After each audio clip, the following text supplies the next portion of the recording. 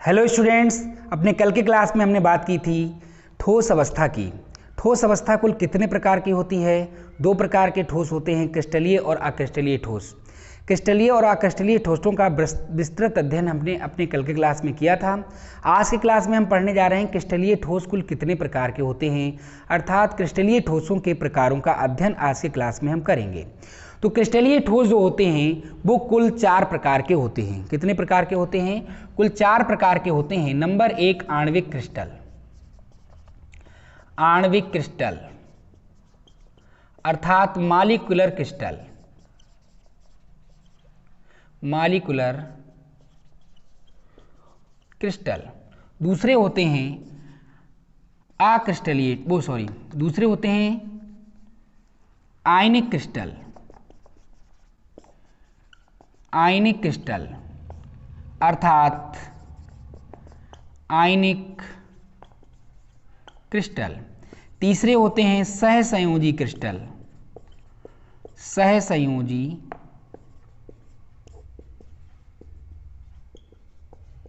Crystal अर्थात covalent crystal. ठीक है। और चौथे जो होते हैं वो आपके होते हैं धात्विक क्रिस्टल।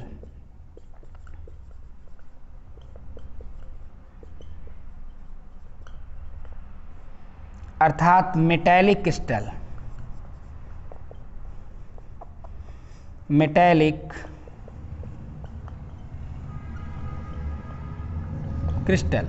ठीक है। तो जो क्रिस्टलीय ठोस होते हैं वो कुल 4 प्रकार के होते हैं। आणविक क्रिस्टल, आयनिक क्रिस्टल, सहसंयोजी क्रिस्टल और धात्विक क्रिस्टल।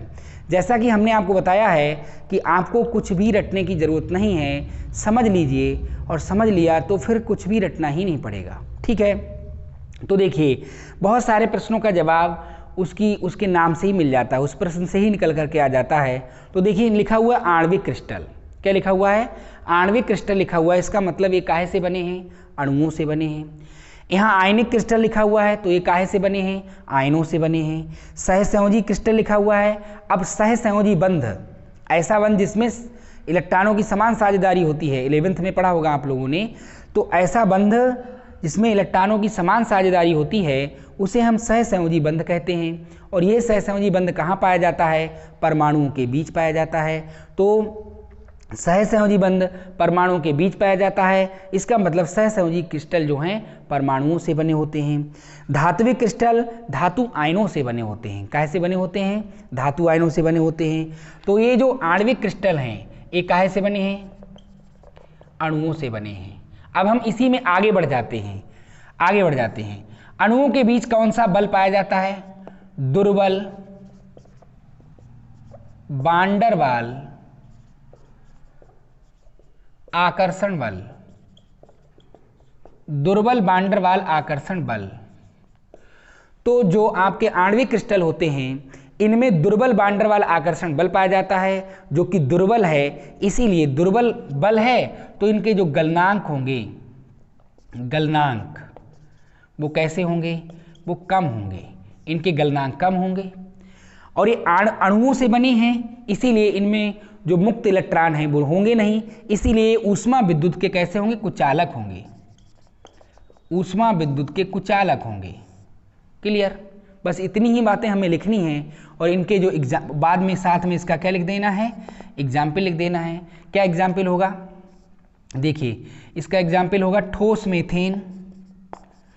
ठोस मीथेन अर्थात CH4 जिसका फार्मूला होता है।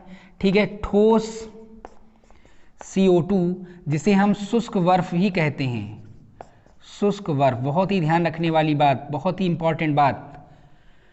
शुष्क बर्फ का सूत्र क्या होता है? CO2। ठोस CO2 को ही हम क्या कहते हैं? शुष्क बर्फ कहते हैं। ठीक है ना?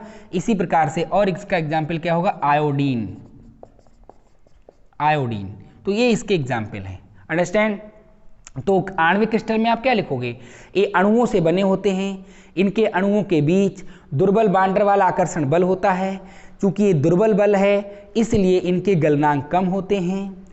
ये ऊष्मा विद्युत के कुचालक होते हैं। ठीक है। और जैसे कि फॉर एग्जाम्पल क्या हो गया इनका? ठोस मीथेन।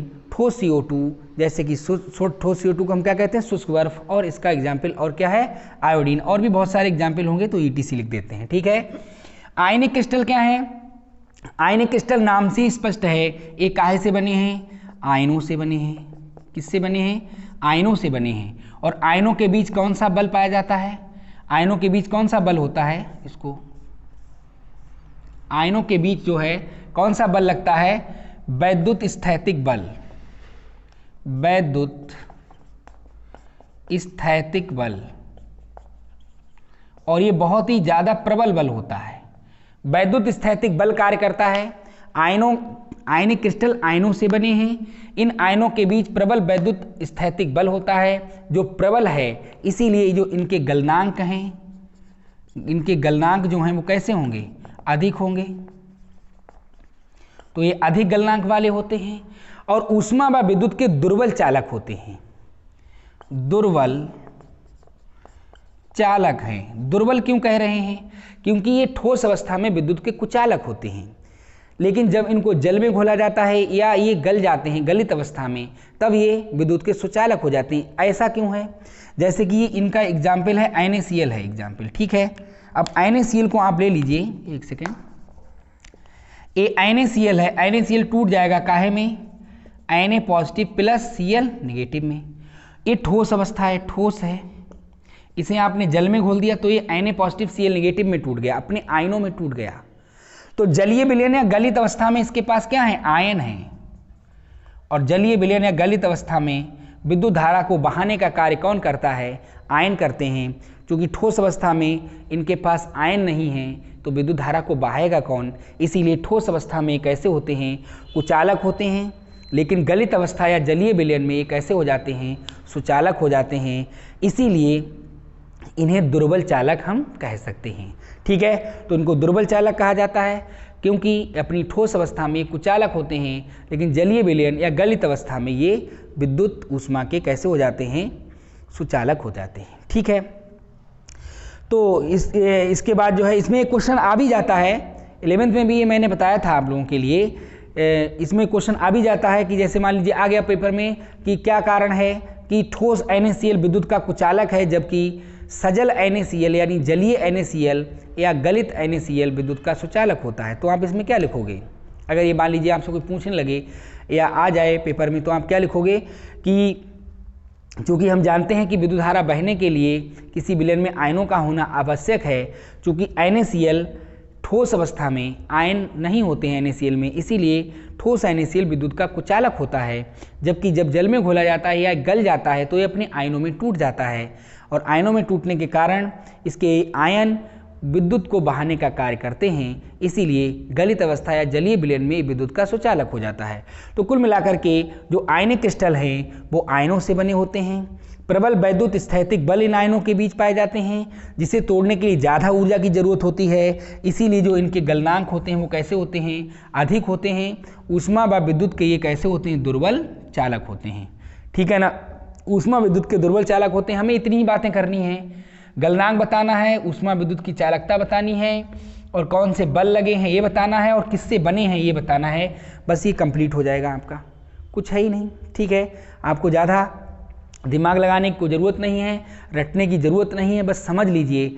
समझ लोगे तो फिर आगे बढ़ जाओगे, ठीक है, अपने आप उसको लिख पाओगे। अब जैसे हमने इसको समझ लिया कि ये अणु है, तो हम इसमें आगे बढ़ सकते हैं।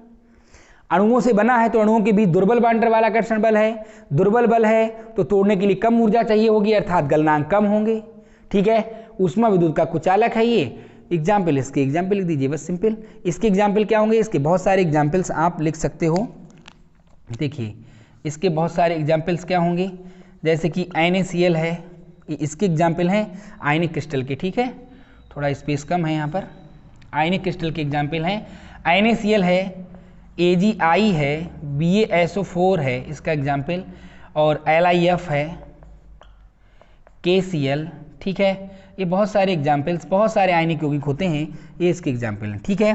सहसंयोजी क्रिस्टल पर आते हैं। सहसंयोजी क्रिस्टल किससे बने हैं, सहसंयोजी क्रिस्टल, सहसंयोजी बंध पाया जाता है किसके बीच, परमाणुओं के बीच, अतः ये परमाणुओं से बने हैं। किससे बने हैं, परमाणुओं से बने हैं। तो पहला पॉइंट क्या हो गया, ये परमाणु से बने हैं, ठीक है ना, परमाणुओं से बने हैं। और परमाणुओं के बीच कौन सा बल पाया जाता है, कौन सा बल पाया जाता है, परमाणुओं के बीच बल पाया जाता है, बंध पाया जाता है सहसंयोजी बंध, सहसंयोजी बंध।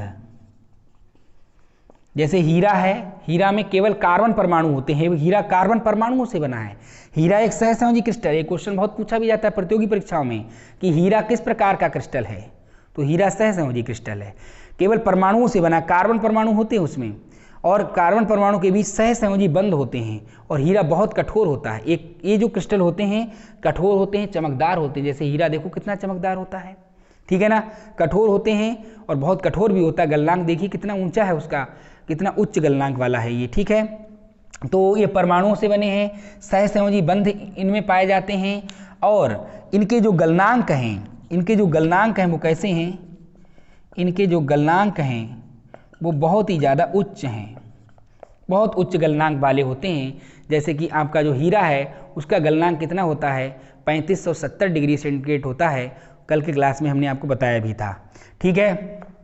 और क्या है, ये ऊष्मा व विद्युत के प्रायः कुचालक होते हैं। प्रायः क्यों प्रयोग कर रहा हूँ, प्रायः कुचालक, ये ऊष्मा व विद्युत के प्रायः कुचालक होते हैं, ठीक है ना। तो इनके गलनांक बहुत ज़्यादा होते हैं, उच्च होते हैं, और ये ऊष्मा व विद्युत के कैसे होते हैं, प्रायः कुचालक होते हैं। प्रायः कुचालक शब्द इसलिए प्रयोग किया गया है क्योंकि इनमें कुछ ऐसे भी पदार्थ हैं, कुछ ऐसे भी सहसंयोजी क्रिस्टल होते हैं जो ऊष्मा व विद्युत के सुचालक होते हैं। जैसे कि ग्रेफाइट सुचालक होता है। ग्रेफाइट कैसा होता है, ग्रेफाइट सुचालक है, सुचालक, क्योंकि ग्रेफाइट में जो कार्बन होते हैं उनमें sp2 संकरण पाया जाता है, तो एक p ऑर्बिटल शेष रह जाती है जिसमें एक अयुग्मित इलेक्ट्रॉन होता है। उस अयुग्मित इलेक्ट्रॉन की वजह से जो ग्रेफाइट होता है वो ऊष्मा व विद्युत का सुचालक हो जाता है, ठीक है। तो इनके जो गलनांक हैं वो काफ़ी उच्च हैं। प्रायः ये कैसे होते हैं, कुचालक होते हैं, इनमें बहुत चमकदार होते हैं और कठोर होते हैं, ठीक है। तो ये हो गए आपके सहसंयोजी क्रिस्टल। और इनके जो उदाहरण हैं, इनका सबसे मोस्ट पॉपुलर एग्जाम्पल क्या है, सबसे ज़्यादा इंपॉर्टेंट एग्जाम्पल क्या है, हीरा। बाकी ये ग्रेफाइट मैंने लिखा ही दिया, हीरा है, ग्रेफाइट है, ठीक है। क्वार्ट्ज है, क्वार्ट्ज भी एक प्रकार का कैसा है, सहसंयोजी क्रिस्टल होता है क्वार्ट्ज, ठीक है। सिलिकॉन डाइऑक्साइड है, सिलिकॉन डाइऑक्साइड, ठीक है। तो ये जो क्रिस्टल हैं ये कैसे हैं, ये सहसंयोजी क्रिस्टल हैं क्योंकि इनके परमाणुओं के बीच क्या पाया जाता है, सहसंयोजी बंध पाया जाता है। अब ये आवश्यक नहीं एक जैसे ही परमाणु होंगे। अब कोई बच्चा कहेगा कि सिलिकॉन डाइऑक्साइड का फार्मूला तो SiO2 होता है, तो ये तो एक इसमें अलग अलग परमाणु हैं, तो इससे मतलब नहीं है तो परमाणु ही, परमाणु से बने हैं और उन परमाणु के बीच सहसंयोजी बंध पाए जाते हैं, ठीक है ना। तो इस बात का भी ध्यान रखेंगे। चलिए, तो सहसंयोजी क्रिस्टल जो होते हैं वो परमाणुओं से बने होते हैं, इन परमाणुओं के बीच सहसंयोजी बंध पाए जाते हैं, ठीक है। और ये बहुत ही ज़्यादा उच्च गलनांक वाले होते हैं, प्रायः कुचालक होते हैं, ठीक है। कुछ एक को छोड़ करके प्रायः, इसीलिए शब्द प्रायः प्रयोग किया गया है, प्रायः कुचालक। प्रायः क्यों कहा गया है, क्योंकि जैसे ग्रेफाइट जैसे कुछ ऐसे भी क्रिस्टल होते हैं सहसंयोजी क्रिस्टल जो ऊष्मा विद्युत के कैसे होते हैं, सुचालक होते हैं, ठीक है। इनके एग्जाम्पल क्या हैं, हीरा, quartz, silicon dioxide, SiO2, clear. इसके बाद आगे बढ़ते हैं धात्विक क्रिस्टल। ये धातु आयनों से बने होते हैं। किससे बने होते हैं, ये धातु आयनों से बने होते हैं। तो ये आपका ये जो है ये आपका क्या हो गया, ये इस प्रकार से ये सहसंयोजी क्रिस्टल के एग्जाम्पल हो गए। ये यहाँ तक जो है सॉरी, ये यहाँ तक जो है आपका आयनिक क्रिस्टल है, ठीक है ना। ध्यान रखिएगा, थोड़ा ऊपर नीचे हो गया है। तो ये आयनिक क्रिस्टल हैं, ये आयनिक क्रिस्टल के बारे में लिखा हुआ है, ये सहसंयोजी क्रिस्टल के बारे में लिखा हुआ है, ठीक है। धात्विक क्रिस्टल क्या है, ये धातु आयनों से बने होते हैं और इनकी जो संरचना होती है वो कुछ इस तरह की होती है।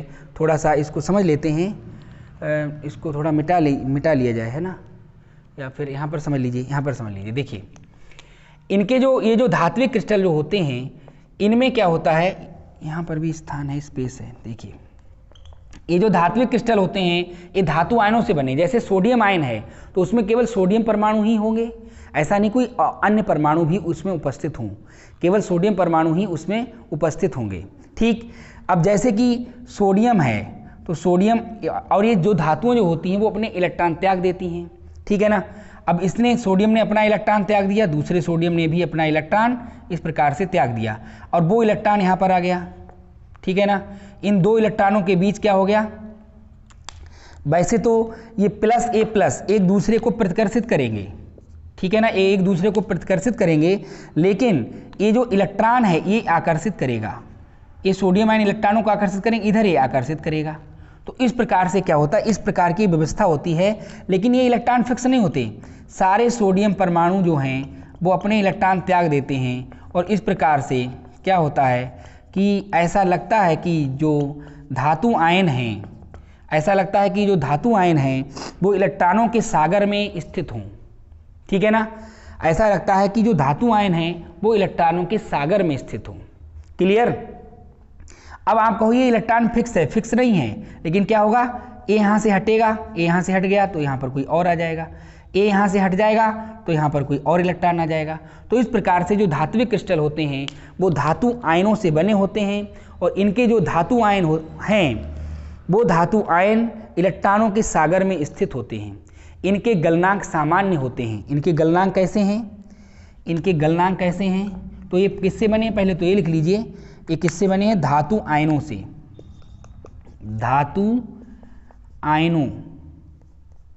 धातु आयनों से बने हैं, ठीक है। इनके गलनांक जो हैं वो कैसे हैं, गलनांक इनके सामान्य हैं।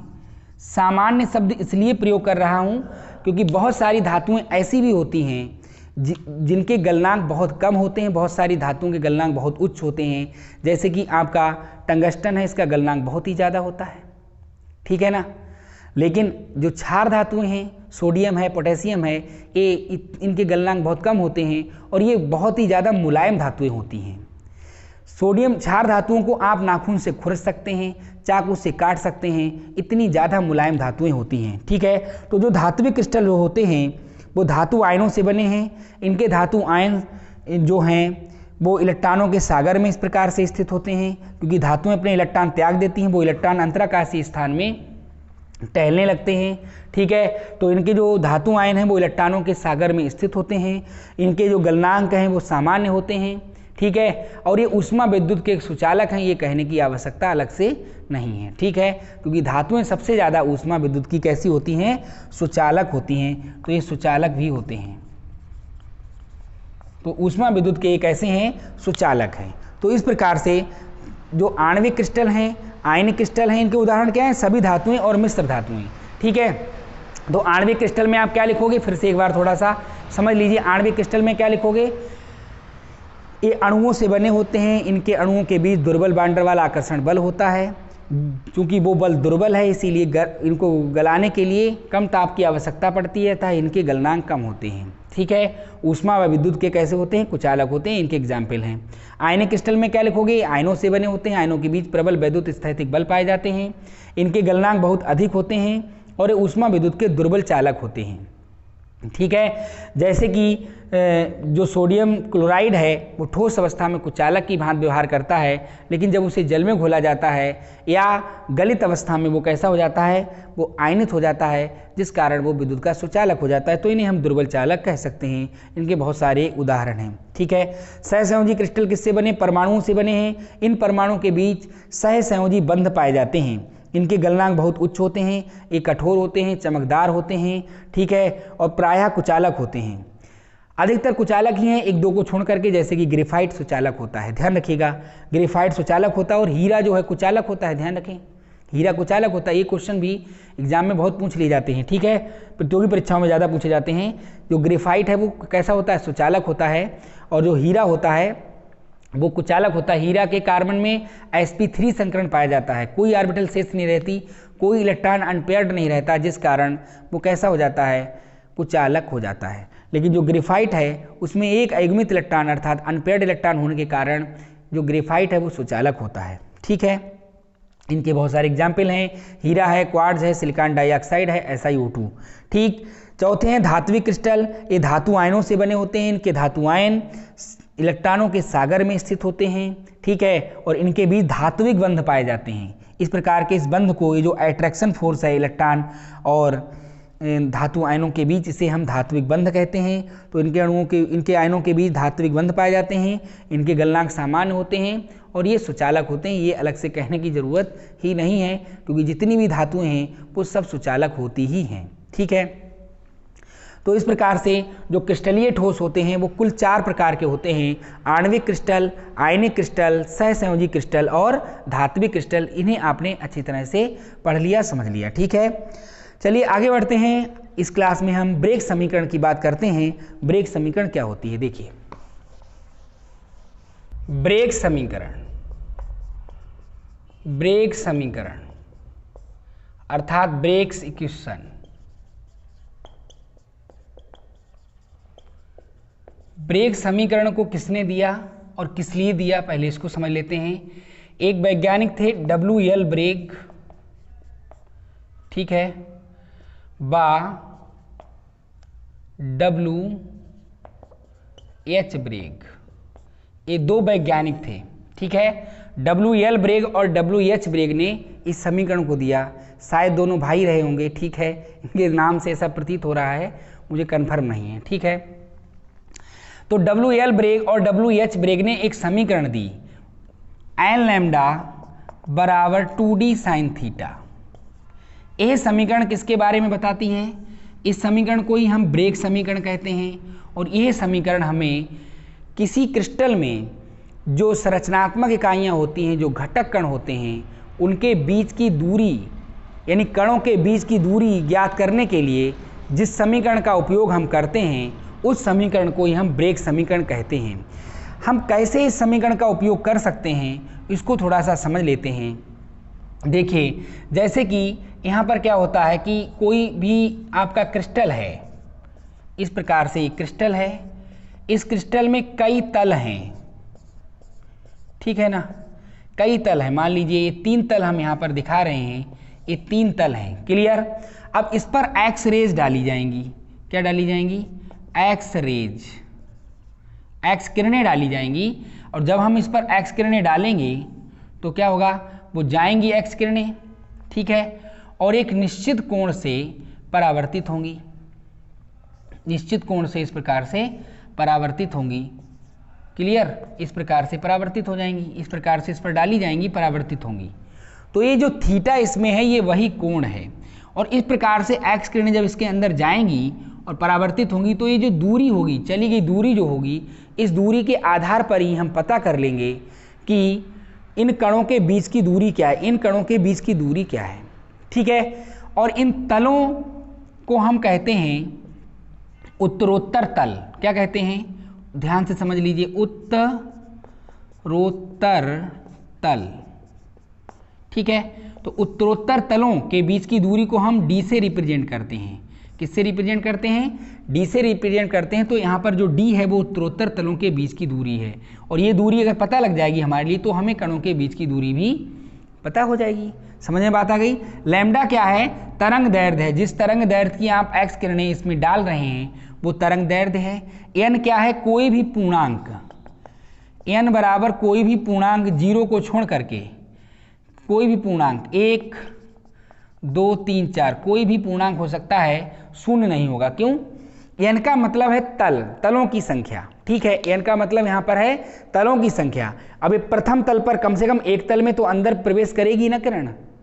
तो ऐसा तो है नहीं कि बिल्कुल प्रवेश ही नहीं करेगी। जब प्रवेश ही नहीं करेगी तो ऐसा हम करेंगे क्या? तो कम से कम एक तल तक प्रवेश करेगी। अगर वो दूसरे तल में प्रवेश कर रही तो 2 हो जाएगा n का मान। तो किस तल से किस तल तक जाकर के परावर्तित होगी? मान लो 3 तल तक गई, 3 तल तक जाकर के परावर्तित अगर एक्स किरण हो रही है, 3 तलों के बाद परावर्तित हो रही, तो n का मान वहां पर क्या होगा? 3 होगा, ठीक है। अगर 2 तलों तक जाकर के परावर्तित दूसरे तल तक जाकर परावर्तित हो गई, तो फिर वो n का मान कितना होगा, 2 होगा। ठीक है, तो n का मान कोई भी पूर्णांक संख्या 0 को छोड़ करके 1 2 3 4 कोई भी पूर्णांक संख्या हो सकती है। d क्या है, उत्तरोत्तर तलों के बीच की दूरी है। थीटा वह कोण है जिस पर ये x किरण परावर्तित होगी। ठीक है, वापस आएगी। अंडरस्टैंड। तो कुल मिलाकर के अगर हम ब्रेग समीकरण क्या है, अगर हम इसकी परिभाषा दें तो ब्रेग समीकरण की परिभाषा क्या होगी, क्या डेफिनेशन लिखी जाएगी। किसी क्रिस्टल में कणों के बीच की दूरी ज्ञात करने के लिए जिस समीकरण का उपयोग करते हैं उसे हम ब्रेग समीकरण कहते हैं। ब्रेग समीकरण क्या है, n लैम्डा बराबर 2d साइन थीटा। क्लियर। इस पर हम बहुत ज़्यादा डिटेल में चर्चा नहीं करेंगे, बहुत ज़्यादा डिटेल में चर्चा करके समय खराब करने का कोई मतलब नहीं है। बस इसमें इतना है कि इस समीकरण का उपयोग किस लिए किया जाता है ये आपको पता होना चाहिए, ये समीकरण क्या है ये आपको पता होना चाहिए। आगे बढ़ते हैं, आज क्लास में एक और क्वेश्चन पढ़ेंगे। द्विक जालक अर्थात क्रिस्टल जालक या जालक हम किसे कहते हैं। ठीक है, तो उसे पढ़ लेते हैं, ध्यान दें। द्विक जालक अर्थात इसे हम अंग्रेजी में कहते हैं स्पेस लैटिस, या फिर हम इसको क्रिस्टल जालक भी कह सकते हैं। क्रिस्टल जालक भी इसे कहा जाता है, अर्थात क्रिस्टल लैटिस, या केवल हम इसे जालक भी कह सकते हैं, अर्थात लैटिस। ठीक है ना। तो क्रिस्टल जालक, लैटिस अर्थात द्विक जालक, द्विक क्रिस्टल जालक या केवल जालक हम किसे कहते हैं, ध्यान से समझ लीजिए। एक छोटा सा शब्द मैं आपको बताता हूं और उस छोटे शब्द में ही इसकी पूरी डेफिनेशन कंप्लीट। वो छोटा सा शब्द क्या है, त्रिविमीय व्यवस्था। त्रिविमीय व्यवस्था, त्रिविमीय व्यवस्था, जो किसी क्रिस्टल की जो त्रिविमीय व्यवस्था होती है, वो त्रिविमीय व्यवस्था को ही हम, किसी क्रिस्टल की उस त्रिविमीय व्यवस्था को ही हम क्या कहते हैं, स्पेस लैटिस अर्थात द्विक जालक अर्थात क्रिस्टल जालक कहते हैं या जालक कहते हैं। ठीक है, यह त्रिविमीय व्यवस्था किसकी होगी, संरचनात्मक इकाइयों की होगी। वो संरचनात्मक इकाइयां डिपेंड इस बात पर करेंगी कि वो क्रिस्टल किस प्रकार का है। अगर वो क्रिस्टल आणविक क्रिस्टल है तो वो संरचनात्मक इकाइयां अणु होंगी। अगर वो आयनिक क्रिस्टल है तो वो संरचनात्मक इकाइयां आयन होंगी। अगर वो सहसंयोजी क्रिस्टल है तो संरचनात्मक इकाइयां कौन होंगी, परमाणु होंगी। अगर वह धात्विक क्रिस्टल है तो संरचनात्मक इकाइयां कौन होंगी, धातु आयन होंगे। ठीक है ना। तो कुल मिलाकर के संरचनात्मक इकाइयों की जो त्रिविमीय व्यवस्था है, किसी क्रिस्टल में संरचनात्मक इकाइयों की त्रिविमीय व्यवस्था को ही हम द्विक जालक अर्थात स्पेस लैटिस कहते हैं। अब इस त्रिविमीय व्यवस्था क्या होती है, इसको भी थोड़ा समझ लेते हैं। दो प्रकार के स्ट्रक्चर होते हैं, द्विविमीय और त्रिविमीय। द्विविमीय मतलब 2 डायमेंशनल, जिन्हें हम 2D स्ट्रक्चर कहते हैं। त्रिविमीय मतलब 3 डायमेंशनल, जिन्हें हम 3D स्ट्रक्चर कहते हैं। थोड़ा सा इसको समझ लेते हैं। जैसे कि एक स्ट्रक्चर यहाँ पर ये बना हुआ है, इस स्ट्रक्चर में आप अगर बात करें तो केवल 2 डायमेंशन हैं, ये एक्स अक्ष और ये वाई अक्ष। और ऐसे स्ट्रक्चर को ही हम 2D स्ट्रक्चर कहते हैं, अर्थात द्विविमीय संरचना अर्थात 2 डायमेंशनल स्ट्रक्चर्स। ठीक है, इनमें केवल 2 डायमेंशन होते हैं, 2 दिशाएं होती हैं। और ऐसे चित्र जो होते हैं वो बोर्ड पर चिपके हुए दिखाई देते हैं। ठीक है, चिपके हुए नजर आते हैं। जो त्रिविमीय संरचना जो होती है, त्रिविमीय संरचना क्या होती है, 3D स्ट्रक्चर्स क्या होते हैं, वो ये स्ट्रक्चर्स होते हैं। देखिए आप, इनमें जो है 3 डायमेंशन होते हैं, 3 दिशाएं होती हैं, तीनों अक्ष होते हैं। ठीक है ना, कैसे वो भी हम आपको समझाते हैं।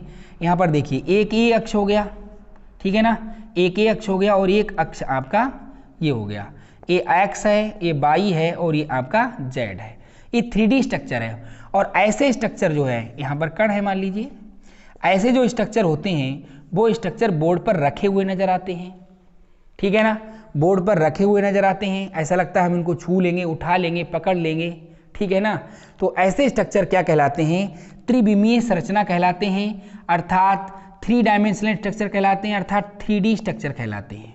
ऐसे स्ट्रक्चर को हम 3D स्ट्रक्चर कहते हैं।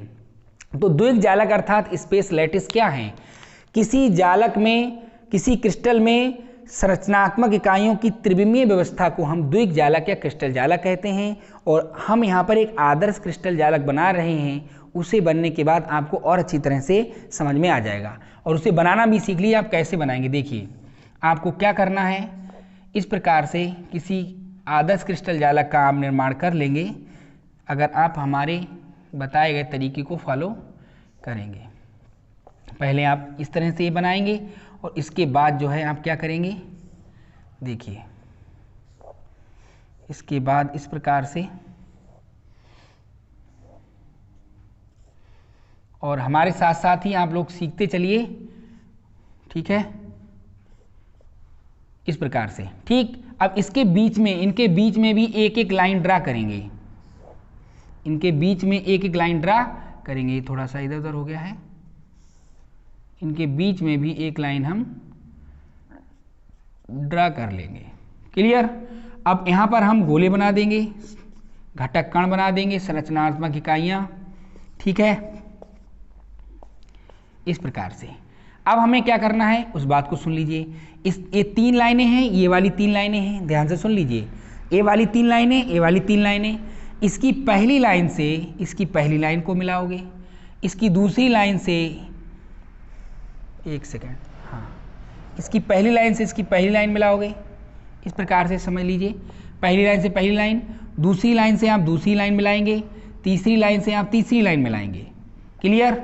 और फिर इस प्रकार से इनको भी आपस में बिंदुओं को मिला देंगे। एक बार आप यही काम और करेंगे, पहली लाइन से पहली लाइन, दूसरी लाइन से दूसरी लाइन, तीसरी लाइन से तीसरी लाइन। क्लियर। और इस प्रकार से आप ये इनको बिंदुओं को मिला देंगे। क्लियर। और यहाँ पर भी पार्टिकल्स बना देंगे, गोले बना देंगे, ठीक है ना, यहाँ पर भी गोले बना देंगे। ठीक, इसके बाद एक काम और करना है, जैसे ऐसे ऐसे लाइनें डाली हैं, ऐसे ऐसे भी हम लाइन ड्रा करेंगे। ठीक है, कैसे, इसकी पहली लाइन, ये 3, ये शुरू के 3, आखिर के 3, इन पर ध्यान देंगे।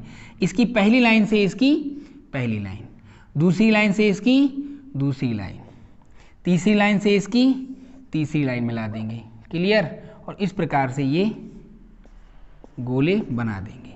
अब एक बात यहाँ पर देखिए, ये जहाँ पर ये दो, इसने और इसने एक दूसरे को काटा है, वहाँ पर 1 2 3 4 खाने वाला बना है ये, तो यहाँ पर एक लाइन ड्रा कर दीजिए। ठीक, और यहाँ पर ये बना दीजिए गोले। ऐसे ही यहाँ पर 1 2 3 4 का ये बना है, इसको भी गोले बना दीजिए।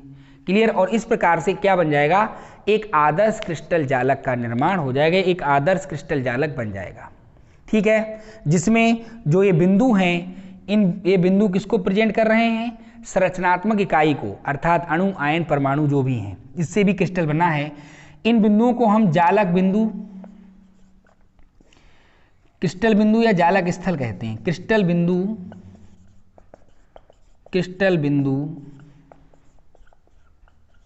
या जालक स्थल, क्रिस्टल बिंदु या जालक स्थल इनको कहा जाता है, या जालक बिंदु या क्रिस्टल स्थल, कुछ भी कह सकते हो। ठीक है, जालक स्थल, क्रिस्टल बिंदु कहते हैं। अंडरस्टैंड।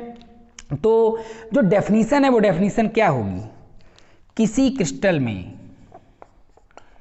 किसी क्रिस्टल में संरचनात्मक इकाइयों की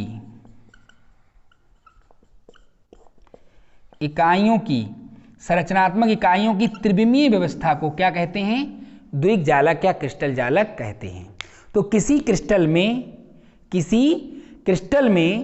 संरचनात्मक इकाइयों की, किसी क्रिस्टल में जो संरचनात्मक इकाइयां हैं, इनकी ये जो त्रिविमीय व्यवस्था है, जो व्यवस्था आपको नजर आ रही त्रिविमीय व्यवस्था, 3D व्यवस्था, इस 3D व्यवस्था को ही हम क्या कहते हैं, द्विक जालक या क्रिस्टल जालक या केवल जालक भी कहते हैं। तो किसी क्रिस्टल में संरचनात्मक इकाइयों की त्रिविमीय व्यवस्था को द्विक जालक या क्रिस्टल जालक या जालक कहते हैं। उसमें जिन बिंदुओं से संरचनात्मक इकाइयों को प्रदर्शित किया जाता है, उन बिंदुओं को क्रिस्टल बिंदु या जालक स्थल कहते हैं, या जालक बिंदु भी कह सकते हो। ठीक है, अब इनके लक्षणों की बात कर लेते हैं। लक्षण क्या हैं, आदर्श क्रिस्टल जालक के लक्षण क्या हैं। पहला लक्षण, 3 लक्षण हैं कुल। पहला लक्षण ये है कि किसी क्रिस्टल जालक में प्रत्येक बिंदु उस क्रिस्टल की संरचनात्मक इकाई को प्रदर्शित करता है। अगर वो परमाणु है, परमाणु से बना है, तो ये जो बिंदु है वो परमाणु को प्रदर्शित करेगा। अगर क्रिस्टल अणु से बना है तो ये अणु को प्रदर्शित करेगा। कुल मिलाकर के संरचनात्मक इकाई को ये गोला प्रदर्शित करता है, ये बिंदु प्रदर्शित करता है। तो पहला जो लक्षण है उसमें क्या लिखोगे? किसी क्रिस्टल में प्रत्येक बिंदु संरचनात्मक इकाई को प्रदर्शित करता है। ठीक। दूसरा क्या है? प्रत्येक बिंदु के चारों ओर का परिवेश अन्य बिंदुओं के परिवेश के समान होता है। ठीक उसी प्रकार जैसे आप लोग लाइन में बैठे हो, बिल्कुल सीधी सीधी लाइन में, ऐसे भी सीधे और ऐसे भी सीधे, दोनों तरफ से आगे पीछे भी सीधे और दाएं बाएं भी सीधे करके बैठे, तो क्या होगा? एक बच्चे के चारों ओर जितना जगह होगी उतना ही जगह दूसरे बच्चे के चारों ओर होगी। ठीक है, यानी एक बच्चे के चारों ओर जितना परिवेश होगा उतना ही परिवेश अन्य बच्चों के चारों ओर भी होगा। तो आदर्श क्रिस्टल जालक का ये लक्षण है कि आदर्श क्रिस्टल जालक की ये पहचान है कि प्रत्येक बिंदु के चारों ओर का परिवेश अन्य बिंदुओं के परिवेश के समान होता है। तीसरा पॉइंट बहुत ही ज़्यादा इंपॉर्टेंट है।